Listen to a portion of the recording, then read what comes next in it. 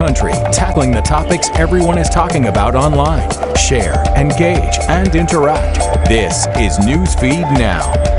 Good Wednesday, everyone. We are just one day away from Thanksgiving, so get those stretchy pants ready because we're all about to eat. I'm Hillary Hunt. This is Newsfeed Now, a show where we take a look at all the stories trending online right now. But of course, we have to talk about holiday travel. Thanksgiving looking very different for so many Americans this year. And while airports are the busiest they've been since the pandemic began, so are COVID-19 testing locations. Brian Eaton reports.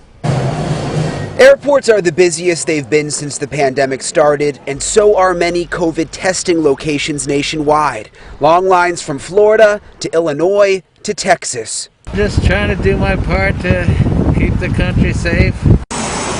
Despite warnings from the CDC not to travel, many Americans are still masking up and flying out to visit loved ones for Thanksgiving. More than 1 million airline passengers went through TSA checkpoints nationwide yesterday. That's the most since the pandemic began in March. I could totally understand.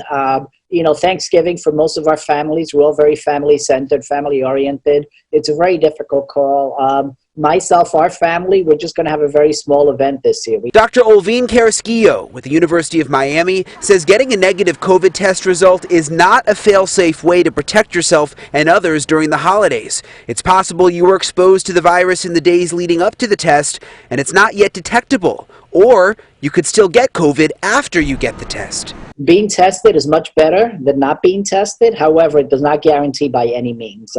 Somebody says, okay, I'm COVID negative today. That means grandma can go over for Thanksgiving. And I say, no, that's not what the test means. Let's bring in Brian Eaton from Miami. And Brian, the doctor brought up a very good point. A lot of people are saying, okay, I'm going home, I'm going to get a COVID test. But like he said, you could still be positive in the coming days despite getting a negative test. Yeah, absolutely. And I mean, he mentioned to me that it's better than not getting a test at all. I mean, that does make you safer. But at the end of the day, it's not a fail-safe method. And it's interesting. All over the country, the lines at these COVID testing sites you saw in my piece there, I mean, they're unbelievably long. People are waiting 4 or 5 hours in places like Florida and Texas to get a test, thinking that that they're going to be totally safe seeing their grandparents. And unfortunately, that's just not the case. And obviously a lot of concern, too, because people are still traveling during this pandemic. You know, they're still seeing millions of people at the airport heading home for Thanksgiving. Yeah, absolutely. I was just looking at the latest TSA numbers. Yesterday, there was about 912,000 people who went through TSA checkpoints throughout the country, which is a lot considering that we're still in the pandemic. It's almost a record yesterday. But when you compare it to last year, the same day last year, there were almost 2.5 million people. So still, the majority of people are choosing not to travel this year. And then also, I'm sure the doctor talked about after Thanksgiving. What concerns was he having besides, the obvious of the spread of the virus with people who are still choosing to travel, choosing to see their families and having those gatherings?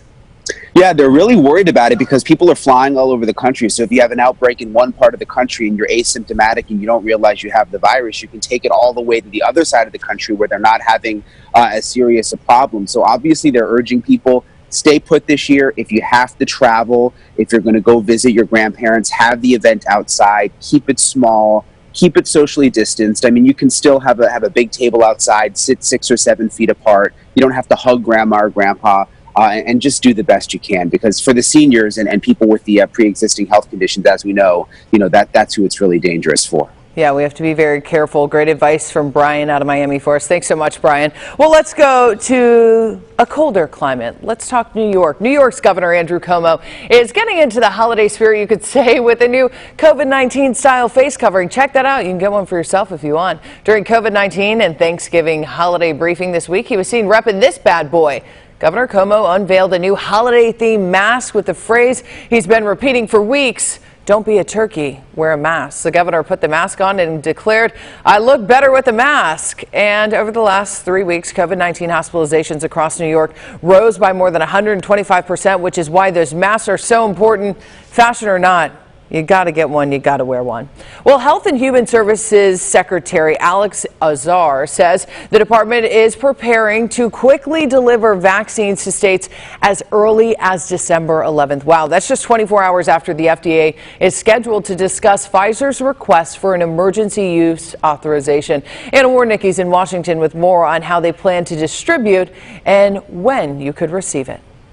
Hope and help are on the way. Health and Human Services Secretary Alex Azar says enough COVID-19 vaccines for 20 million people will be distributed by the end of this year. If all goes well, we could be distributing vaccine soon after December 10th. Azar said on Tuesday that once the FDA approves Pfizer's emergency use request, the department is ready to ship 6.4 million doses within 24 hours. Then, we hope administration can begin as soon as the product arrives. Azar says they've been conducting test shipments to ensure everything goes smoothly. Local hospitals, doctors' offices, local pharmacies such as CVS and Walgreens. Four-star General Gus Perna says the vaccines will be distributed in priority waves. The initial push will focus on the most vulnerable Americans, followed by senior citizens and healthcare workers in January.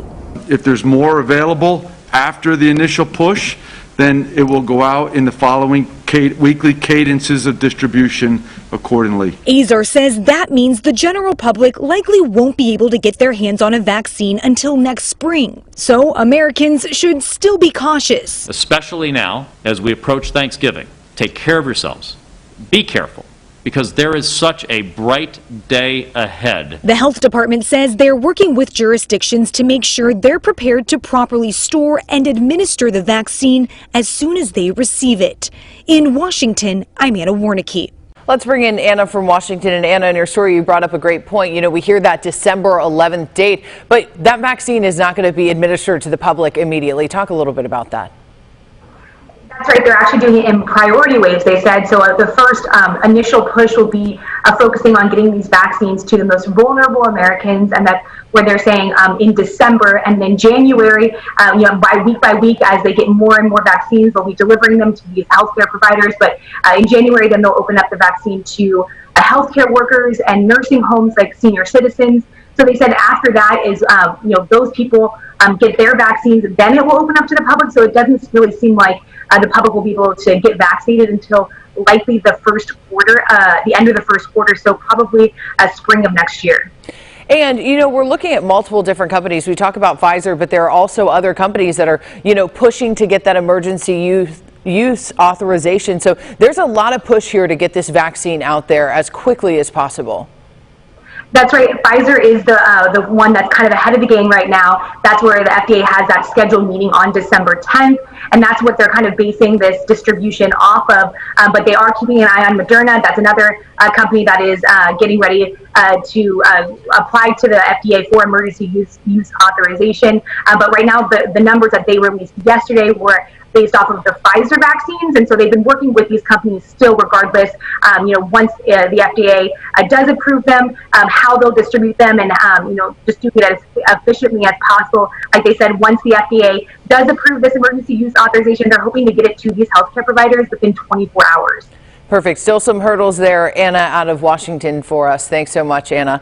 Well, let's talk about the weather. Strong storms breed widespread destructions in part of central Texas. Look at this. This video was shot overnight in the city of Arlington.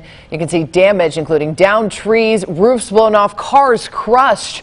There's almost down power poles, even some widespread debris just about all over that area. So far, luckily, no reports of injuries, but something we're going to continue to follow.